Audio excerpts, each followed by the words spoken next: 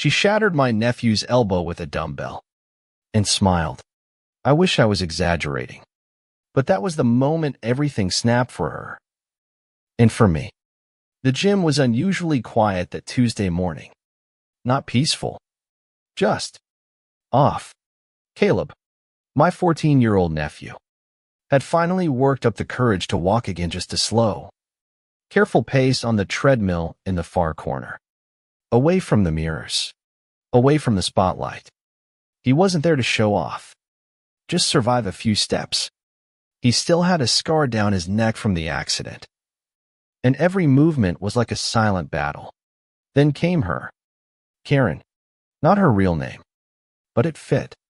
She didn't just walk into the gym. She invaded. Hair bleached to near white. Arms crossed like she owned the building. Scanning for someone to judge. And of course, her radar locked onto Caleb the moment he stepped on the treadmill. He wasn't doing anything wrong.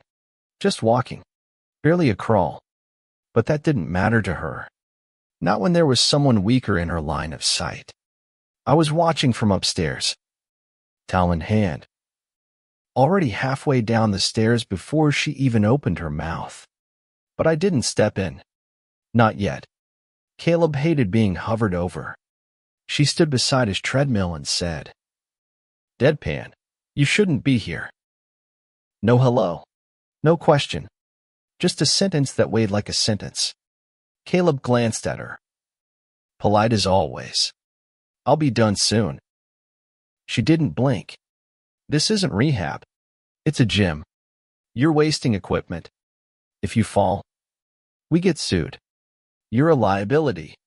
I clenched my jaw. She was calling a kid who nearly died a legal risk. Then she pointed. 30 seconds. Or I'll help you down myself. Caleb, this sweet, quiet kid, hesitated. Not from pain. From shame. And that broke me. He stepped off. Quietly. Head low. And I swore right then. If she touched him just once, I was done playing nice. But she didn't stop. As he turned, she muttered, keep limping around like a rescue dog. You're gonna get put down. Then she shoved him. 2 hands to the back. He hit the floor hard. Before I could get there, she picked up a dumbbell on of the smaller ones. Thank God, and brought it down on his arm. Clean. Brutal. No hesitation. The sound was horrifying. Bone and metal. Caleb screamed. And Karen? She just dropped the weight like it bored her. Next time, stay home. She sneered. I didn't walk. I moved. She turned. Saw me. Rolled her eyes. What now? You gonna sue me too? I stopped an inch from her. Looked her dead in the eye. You just broke the wrong kid. She laughed. A short, stupid noise. Until I snatched the towel from her hands and slammed it into the floor so hard it echoed. The gym froze. No more fake queen act.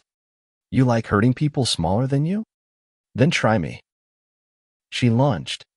Bad move. I caught her wrist, spun her around, and dropped her like dead weight onto the mat. She hit hard. Gasps everywhere. She clawed at me. Spitting threats. I'm HOA president. I'll blacklist your family. I dragged her across the mat. Threw her into the squat rack so hard the steel groaned. She collapsed. Sirens were already on the way. Someone had finally called. But I wasn't done. I picked up the same blood-stained dumbbell and held it to her face. That's the weight of your choices. Cops burst in. EMTs too. Caleb was conscious. Barely. Step away from her. One officer said. I raised my hands. She's not going anywhere. Karen tried to point at me. Could barely move. The whole gym was watching. That dumbbell? I said. She used it on a kid. I stopped her. People nodded. One woman whispered. It's true. By nightfall, the footage was online. Every angle. Her voice. Her shove. The dumbbell. My nephew's scream. My response.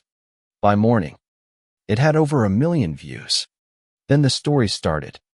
Turns out, Karen had a history. A woman she fined for limping. A man she banned for gaining weight. An elderly couple she tried to evict for parking their walker outside the clubhouse. She'd been a tyrant. And now? Just another disgraced name in a headline. She was fired, banned, sued. 3 times. One of them by me. 2 weeks later, Caleb and I walked back in. He still had a cast, but he held his head higher. And then we saw her, Karen, on her knees, scrubbing the mats with one arm in a sling. No hair dye, no manicure, just sweat, cleaning solution, and whatever was left of her dignity. She looked up. Our eyes met, and she looked away. I crouched beside her. You remember this spot? I whispered. It's where your crown cracked. No reply. I stood. You ready to walk? Caleb? He nodded. Pressed the treadmill. It hummed. And behind us, she kept scrubbing, trying to erase a stain that wasn't on the floor anymore. It was on her name. Now here's the thing. I know not everyone will agree with what I did. Maybe I went too far. Maybe I should have waited for the law. But when someone uses power to crush the weak, what do? You tell me. Was I wrong? Would you have walked away? Or made her bleed too? Let me know in the comments. Let's talk about justice. About power. About when silence becomes surrender. And if this story made you feel anything, like this video, subscribe if you believe some lines should never be crossed, and hit the bell. 'Cause next time, someone else like Karen is gonna learn the hard way.